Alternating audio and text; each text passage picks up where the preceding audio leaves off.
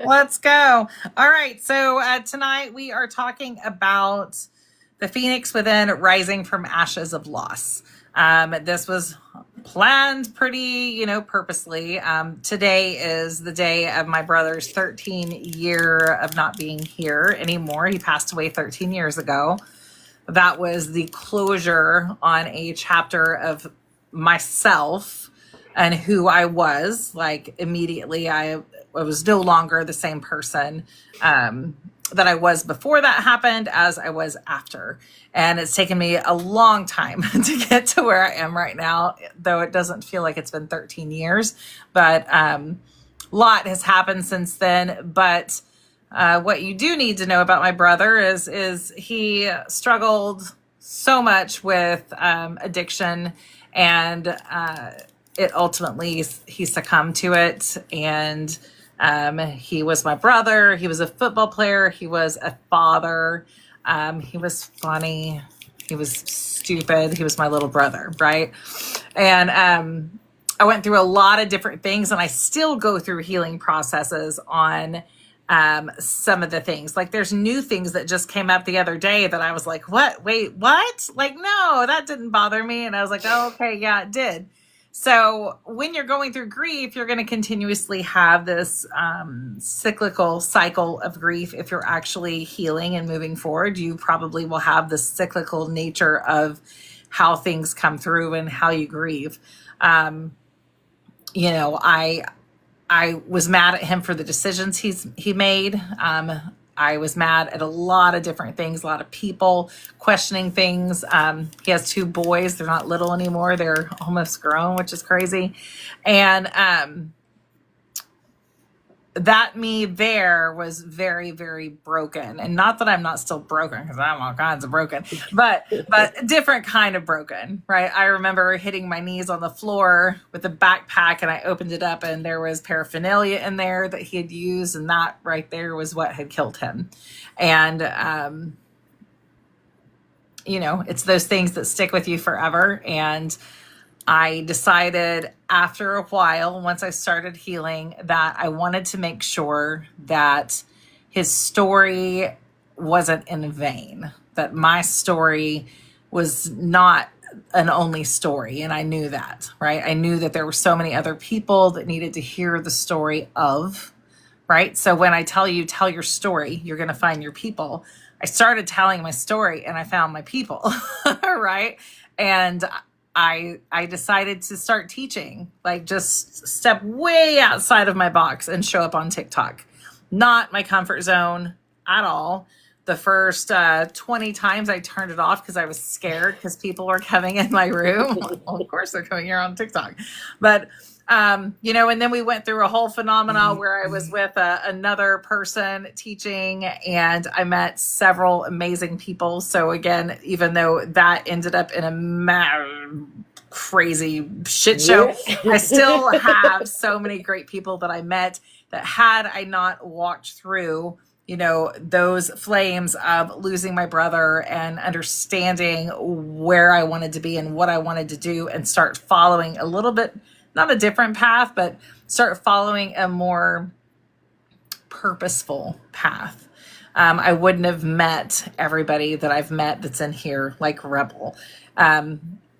So that's very short version of everything. This year's a little different for me on talking about it, about my brother. I come from a very grateful place to have known someone that was so impactful on my life. But it's taken me 13 years to get there to where I could talk about it in a way that I'm not crying and sad. And will I cry any more in my lifetime over him? Sure, probably so. There's going to be things that are going to happen that I'm going to wish that he was here. But I can say that he's with me, right, in this purposeful journey that I'm now walking, trying to make a difference in other people's lives, because I know other people grieve like I do. I know there's other people who are addicts or struggle with addiction and mental illness, mental everything, just like I do and like he did. And he felt alone, just as so many others feel alone. So that became my mission somewhere along the line, to make a difference in this, right? I'll always love my little brother who made mistakes. Yep. Yep. Absolutely, Daniel. I understand.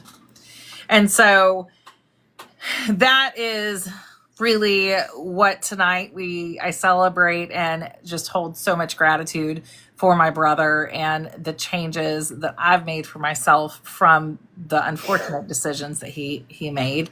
But I know that he's with me helping build this legacy and making a difference always. So tonight we're talking about the Phoenix Within, rising from the ashes of loss. If any of you guys have lost someone and you felt like you just can't move on, this might be for you. We talked about making a legacy out of some of your losses. How can you bring them with you forward instead of just feeling like you're leaving them and shutting the door and just forgetting about them? Building a legacy, which could be something as this. It could be writing stories. It could be writing a book about them. It could be all different kinds of things, but bringing them with you forward instead of just shutting the door. So, understanding the ashes, and then Rebel will jump in between. So understanding the ashes, grief is a fire. It burns through the life we once knew. It leaves us standing in the ashes, unsure of who we are and what comes next. The ashes feel like destruction, but they're not empty. Just like in nature, ashes enrich the soil. They hold the nutrients of what came before. They carry the essence of love, memory, and meaning. In this stage, we're called to sit with the ashes, to honor them, and to know that grief is not a weakness. Grief is proof of love. You cannot grieve something if you didn't love it, right? You hold love for anything that you grieve, even if that is your prior self, right? Even if that was a prior expectation that you had of something that you wanted. Grief is the cost of love, right? Grief is proof that there was love there. Think of a forest fire. Everything looks destroyed, but within weeks, new shoots begin to emerge. The fire cleared the space for new life. Grief can do the same. It clears away what is false, and it shows us what truly matters. How many people, including myself, right? You're trucking along, life's the same, and bam, you lose something. And it makes you really understand how much you appreciate a person, appreciate a job, appreciate a friend, appreciate who you are, right? It takes something to crumble for you to see it. You guys, does that resonate with everybody? It resonates highly with me. Right?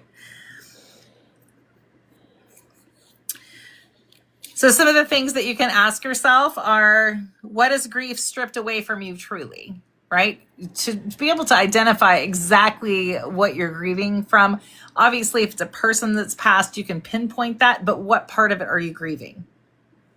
What still remains, even in the ashes? What truths have I learned about love, life, and myself through this loss? If you're very new into the grief, you're not going to be able to answer these questions immediately. But this class will go on YouTube and everywhere. You can come back and watch it if you need to at any time. What do you have to say about that, Rebel? I know for me, like until we started talking about grief is that love with nowhere to go anymore. Yeah. For me, that was kind of transformative because, I was always stuck in the what I lost. Yeah. But when you put it in that, it is love that has nowhere to go anymore. And then it kind of changes that to the gratitude Yeah. portion of it.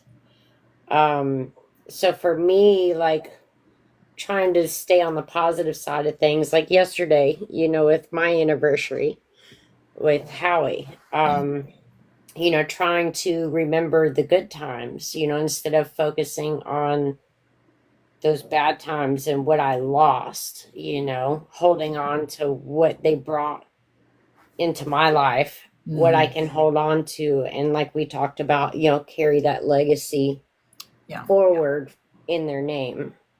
Also, like when I was coming out of my addiction, I was grieving a divorce. I was grieving losing everything. Like I had nothing to my name, other than maybe 3 outfits, and that was it. Coming out of that was probably the hardest for me, was that rebuild. But at the same time, I see now that that rebuild allowed me the freedom to keep growing, Yeah. instead of giving up as well.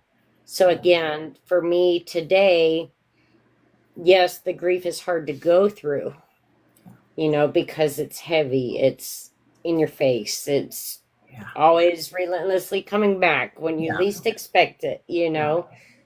But it makes it easier to know that gratefulness Yeah. instead of staying in the heaviness. Like I said, whether it's a person, a job, or a significant other, or pet, whatever, Yeah. Yeah. or I mean, even your prior self. I think the grief is love that has no place to go is impactful because when you have a place to direct that love, it helps, and that when you were talking, like, I think when you realize that you have the Howie stuff on your backpack and stuff like that, to where you're like, oh, I'm bringing him with me. Literally, it doesn't take away the sadness, but it helps you feel like they're there with you instead of you shutting a story or ending a book and not ever opening it again. Right. And it's also, carrying like his characteristics in Right. his investigations when he was doing it, of how fearless he was.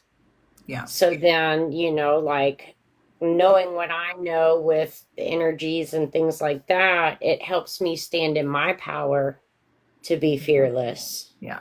So it kind of inspired me to stand that ground, when faced with something instead of tucking your tail and running Yeah. as fast as you can. Yeah. Yeah. Nope, it's true. And on my end, grief is love with no place to go.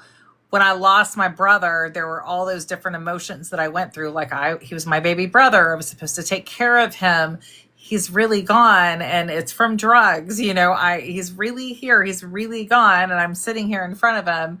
And those are things you have options here on how to go, and you have to go through some of the grief to decide which way to go, but you could go completely different direction and it not be healthy, right? Or you can try and build legacy and rise right from the flames of all the madness and try and find your way. And it's not easy to do by yourself. So if you're in here or you need a community, that is going to be the easiest way for you, is to be around people who you can see your story in them when it comes to that. The next part is the spark of rebirth. Even in the darkest moments, there's always a spark. The phoenix never dies. It carries the spark of life within it. The spark may feel small at first, just the tiniest whisper that says you're not finished. You still carry life within you. The spark may be a memory that makes you smile through tears, a dream that keeps tugging at your heart, a moment of laughter that you didn't expect. That spark is your soul reminding you you're meant to rise again, right? These are these glimmers, these little glimmers of hope. Here's some ways to nurture the spark if you're feeling very down when it comes to grief and you're struggling. Again, not even just with losing a person, but struggling with grief of, mourning your prior self. If you've lost something, an animal, a job, a friend, a friendship, a relationship, they're still alive. You still have to go through grieving. And there's also, putting people on a pedestal with the expectations and the grief of realizing they're not what you put them up there to be, Yeah. So we're talking about a big one. All forms of grief, but especially of a person tonight. Here's ways to nurture a spark. Light a candle in honor of your loved one. Whisper messages to them. Journal each night, beginning with, today I am still here and this is what I carry forward. Play a song that holds both your pain and your hope. Surround yourself with symbols, rebirth, phoenix images, butterflies, sunflowers, or crystal that remind you of light. This could also be so many other things. Also surround yourself with people, right, who remind you of who you are and that are going to be there to support you in your good, bad, ugly, all of it.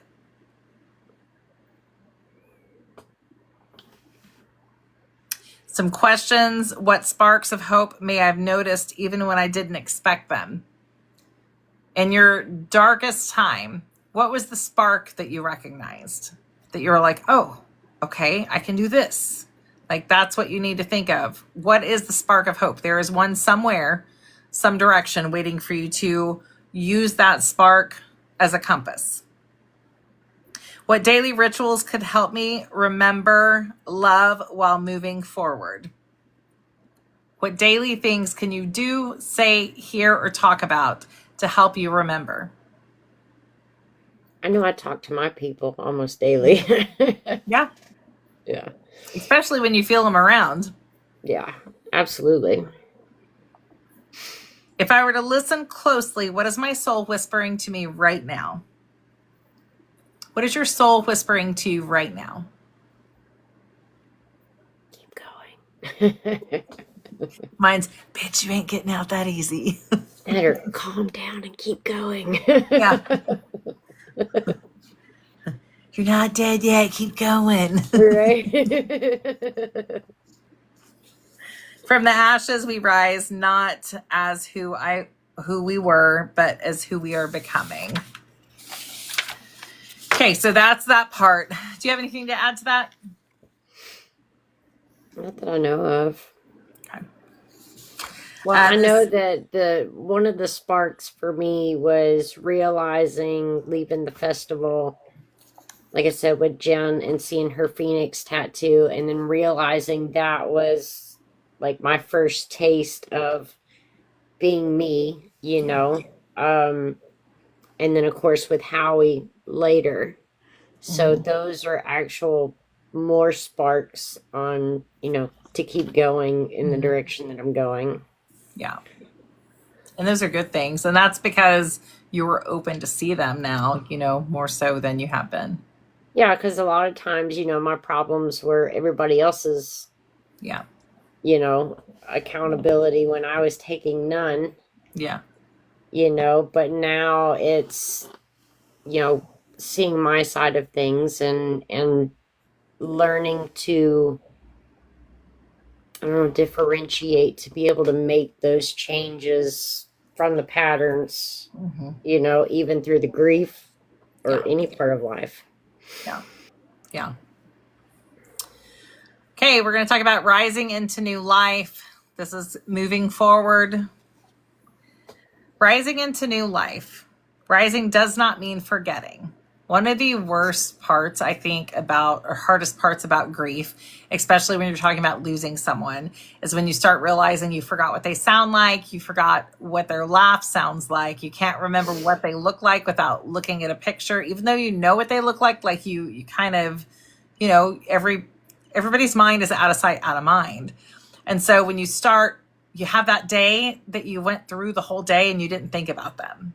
And then you realize that, and then you feel like an asshole, right? You feel terrible. But these are parts of healing, but rising and healing doesn't mean forgetting. It means carrying your love forward into a new form of living, right? That transformation. Yeah, transformation. Rising looks different for everyone as well. Like, it doesn't have to be you decide to go do a festival with your people. That's your rising. Like, you don't have to do that. Yours could be just getting up that day, right, and writing a letter, or sometimes it could just be getting up and taking a shower, right? I was gonna say just taking a shower some days. Yeah, some days it could be. Yeah. Some create art out of grief. Some serve others who are walking a similar path. Some chase dreams they once put aside. Some simply choose to live again moment by moment. The Phoenix reminds us that rising is not about perfection. Rising is about courage. It's about saying, even with tears in my eyes, I open my wings. Here are some reflection questions. So, even with tears in my eyes, I will open my wings. What would rising look like for you? Not in someone else's life, but in your life. What would that look like for you? What dream, project, or passion calls you as a way to carry your love forward? And how can you honor your loved one by also honoring your own life, right? It's not only about honoring them, right? They would want you to keep your shit together, move forward. Right. All right. Is this And something you guys anybody a little that bit? loves you, they would want you to fall apart and just give up, and you know what I mean? Like, Yeah. Yeah. Yeah. A new perception for life has helped you healing. Start healing.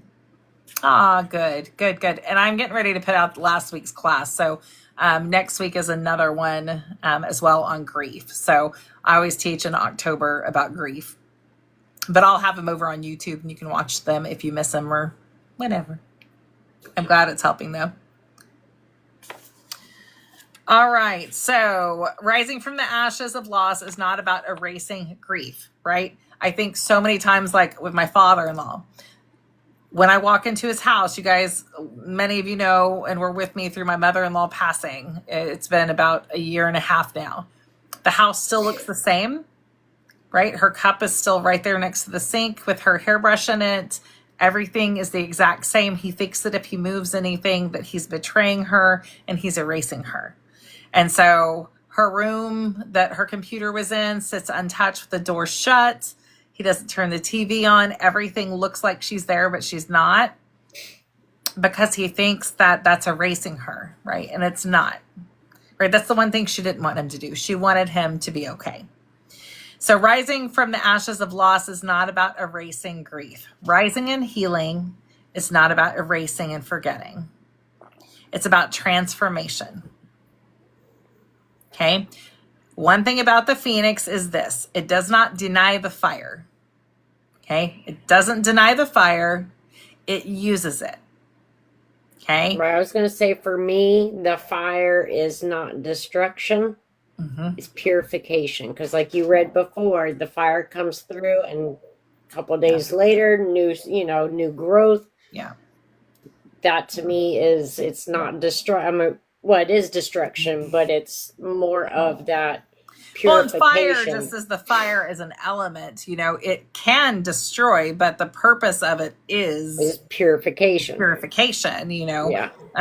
Yeah, anytime there's a fire, it destroys everything in its path, but it also then clears out, right, to this clearing for all new things to come in.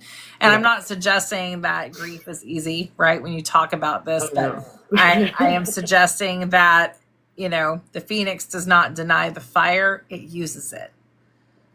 You can too. Every day you rise, you embody love, courage, and resilience. I'm going to give you some mantras, and then we can chit chat more if you won't.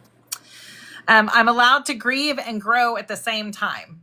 I tell you guys all the time, you can be happy and sad at the same time. You can be growing. You can be angry and happy at the same time. You can be a lot of different things at the same time. You're allowed to grieve and grow at the same time. Okay? The ashes of my pain are the soil of my rebirth. I'm honoring my loved ones by living fully.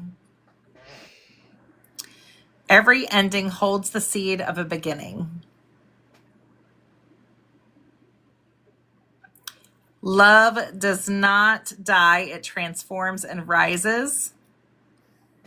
My tears water the ground where my new self is blooming. I love that one. I am stronger than the fire that tried to consume me.